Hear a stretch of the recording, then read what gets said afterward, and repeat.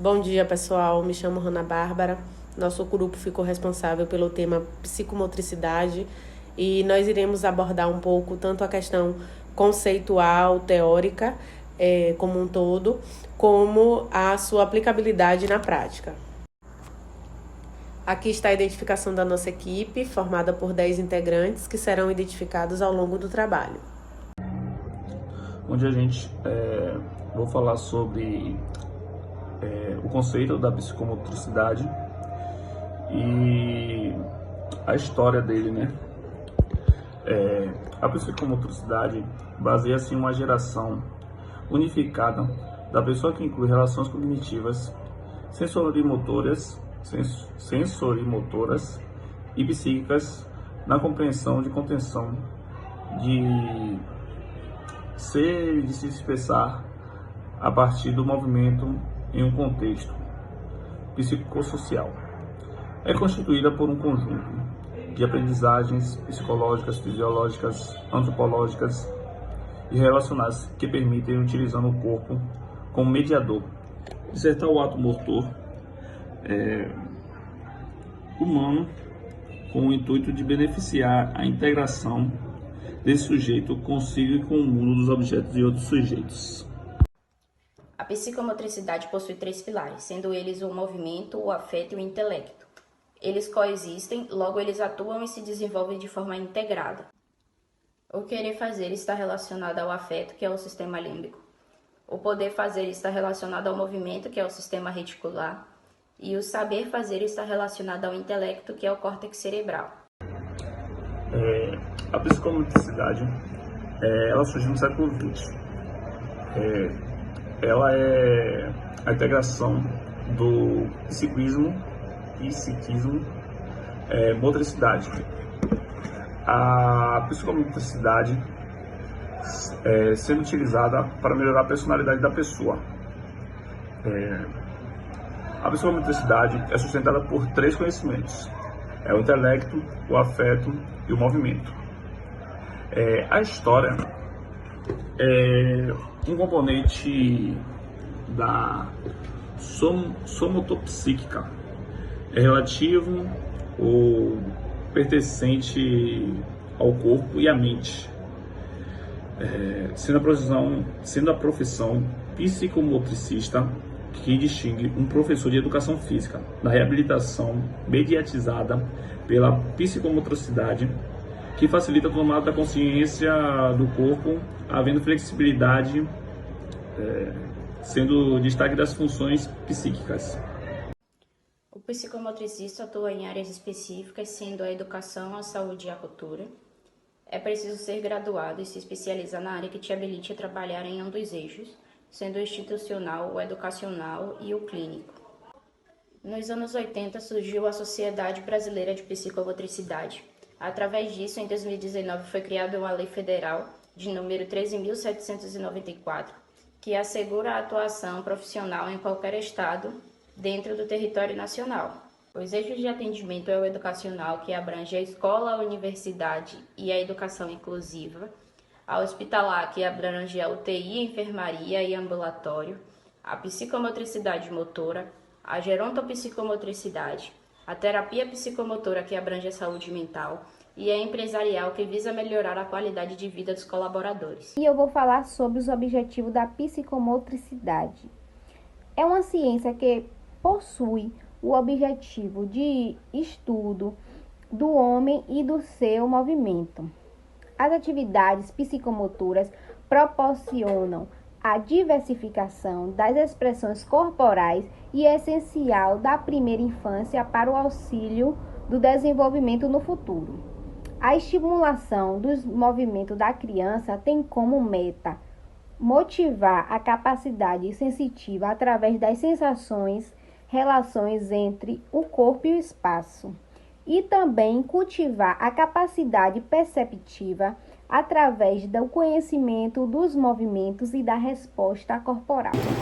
É um método preventivo de deficiência no desenvolvimento dos membros locomotores e aprendizagem cognitiva das crianças, a partir das atividades físicas e intelectuais.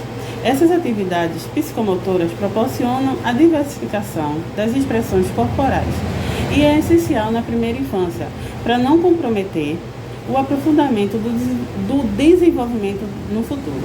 É interessante ressaltar que não apenas há benefícios de saúde, mas há também o fator lúdico que amplia a criatividade da criança. Quando a psicomotricidade é indicada, problemas posturais, agressividade, hiperatividade, alterações de memória, lapsos de memória, dispraxia, que corresponde à dificuldade motora, que é um transtorno de desenvolvimento infantil, que caracteriza-se por dificuldade motora em crianças saudáveis. Aquisições motoras tardias, que é a relação que existe entre o corpo e a mente. Nesses casos, traça uma estratégia que fornece o desenvolvimento cognitivo-motor e socioafetivo, fazendo com que essas crianças tenham uma melhor aprendizagem. Entendam que o mundo interno e o mundo externo têm uma ligação socioafetiva. Bom, vale ressaltar que a psicomotricidade ela não é somente indicada para crianças que têm alteração, atraso no seu desenvolvimento neuropsicomotor. Ela pode e deve ser apresentada a toda e qualquer criança. Pois como já foi dito anteriormente, a psicomotricidade ela é uma junção de diversos fatores que ajudam a promoção do desenvolvimento global do indivíduo. Inclusive, ela está presente em diversas etapas da vida do ser humano. E indo para esse contexto, né, escolar, a gente pode fazer uma associação da atividade física, né, das propostas realizadas dentro da aula de educação física, por exemplo. O jogar bola, né, um jogo de bola, ele não é simplesmente um jogo de bola. Ele é ali naquele momento daquele futebol, a criança aprende a ter empatia pelo outro, aprende a ganhar e perder, aprende aprende a seguir regras, né? Entender, ele primeiro tem que entender as regras para depois respeitá-las e segui-las, e também ele vai ter aquisições motoras, né? Que são provenientes do esporte. Então você percebe que essa criança ela vai estar exposta a diversos estímulos. E a psicomotricidade é isso, é a junção de diversas áreas dentro de uma proposta integrada e unificada. Uma coisa importante para se destacar é que o aluno, para aprender a ler, ele precisa aprender a escrever. E para aprender a escrever, ele precisa ter aquisições motoras, cognitivas, claro, também, mas, sobretudo, aquisições motoras que vão funcionar como base para o processo de alfabetização, como, por exemplo, o controle postural. Uma criança que não tem um controle postural adequado, ela dificilmente vai conseguir se posicionar para segurar um lápis. Uma criança que, apesar de ter o controle postural, ela não tem força digital, ela não consegue fazer o movimento de pinça, ela também não vai conseguir segurar o lápis para realizar o movimento da escrita. E aqui nós temos 2 exemplos de atividades psicomotoras. Na primeira imagem, mais acima, a proposta é o fortalecimento dos membros superiores e da região do abdômen. E na segunda imagem, mais abaixo, é um trabalho de coordenação motora fina. Ambas auxiliam em aquisições motoras que são pré-requisitos para a escrita. Para iniciarmos um plano de ação, a gente começa com a avaliação psicomotora. que seria o quê?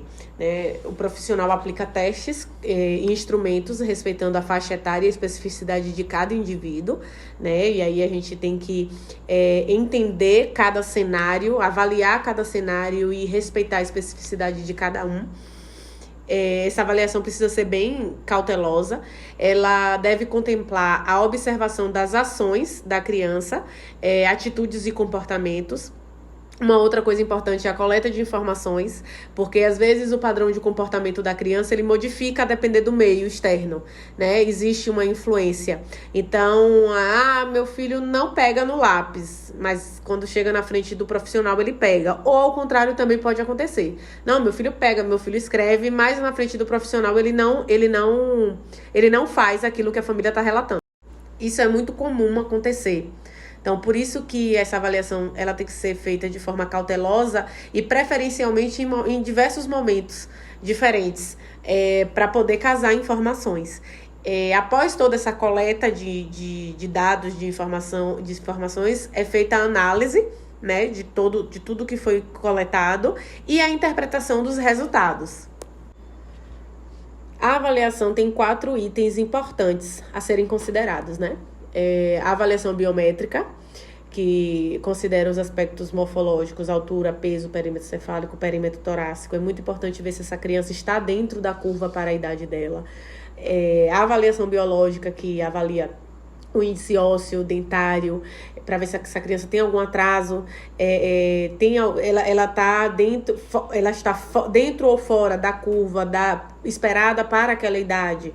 A avaliação fisiológica, que é o ciclo de funcionamento corporal, pressão arterial, frequência cardíaca e respiratória, e a avaliação maturacional, que é a maturidade do indivíduo segundo algumas escalas pré-definidas. Essas escalas são instrumentos com respaldo científico que avalia a maturidade de cada indivíduo. Um desses instrumentos, um exemplo, é a escala Denver. É uma escala que ela é aplicada para crianças de 0 a 5 anos. Ela analisa 4 áreas: a pessoal, social, motricidade fina, linguagem e motricidade ampla. E aí, como é que é feita essa avaliação? Nela existem os marcos do desenvolvimento, e aí é traçada uma linha com a idade cronológica da criança, e o que aquela criança já adquiriu naquela idade. Então, se, por exemplo, é esperado que até 18 meses uma criança ande sem apoio. Se passou desse período e essa criança ainda não andou sem apoio, ela está com atraso no neurodesenvolvimento motor. Então, essas escalas, esses instrumentos servem para isso, para ter uma noção do desenvolvimento, do possível atraso dessa criança. É uma abordagem terapêutica que entrega aspectos psicológicos e motores para promover o desenvolvimento global da criança. Pode ser benéfica para crianças com desenvolvimento atípico, ajudando na coordenação motora, equilíbrio e habilidades sociais. No entanto, é essencial adaptar as intervenções às necessidades individuais de cada criança e consultar profissionais qualificados para a orientação personalizada. Então, eu vou falar um pouco sobre atividade física para crianças com desenvolvimento atípico. Para que o pequeno tenha uma percepção maior sobre seu corpo, mente e emoções. Para isso, é importante o incentivo das práticas esportivas, tanto individuais como em grupos. E além de propor essas práticas esportivas, é importante propor as brincadeiras, que favorecem o movimento. Exemplos delas são pega-pega, esconde-esconde, equilibrar-se com o pé só. E além dessas que favorecem o movimento, é importante favorecer também a fala. Brincadeiras dessas que são imitar animais e telefone sem fio. E através dessas brincadeiras, a criança vai desenvolver várias aptidões psicomotoras, como correr, pular, saltar e rolar. Contribuição da família para a estimulação precoce. A família é capaz de identificar as necessidades da criança com um desenvolvimento típico ou atípico, podendo assim levar elementos e dados importantes para o profissional traçar metas e objetivos a ser alcançados dentro daquela demanda. Hoje, ainda existem famílias que não aceita a deficiência dos seus filhos, podendo assim dificultar o seu desenvolvimento, o seu comportamento. Para além das atividades escolares, os pais devem estimular as crianças a praticar alguma atividade, seja física, intelectual ou social, de forma contínua, a fim de que se torne uma rotina. A melhor forma de incentivar essas crianças é pelo lúdico, para se tornar atrativo e não haver desmotivação, e, consequentemente, o abandono da atividade. Existem várias atividades lúdicas, como quebra-cabeça, brincadeira da esponja, o morto-vivo, que ele estimula o movimento corporais e o aspecto sensorial da coordenação motora, agilidade, atenção, entre outros. A seguir, veremos alguns exemplos de atividades psicomotoras. O rasgando papéis, que trabalha a coordenação motora, a cobrinha com corda, que trabalha o esquema corporal, a orientação espacial e temporal. E para finalizar, temos aqui uma frase de Emília Ferreiro, psicóloga e pedagoga, que diz: por trás da mão que pega o lápis, dos olhos que olham, dos ouvidos que escutam, há uma criança que pensa. Muito obrigada.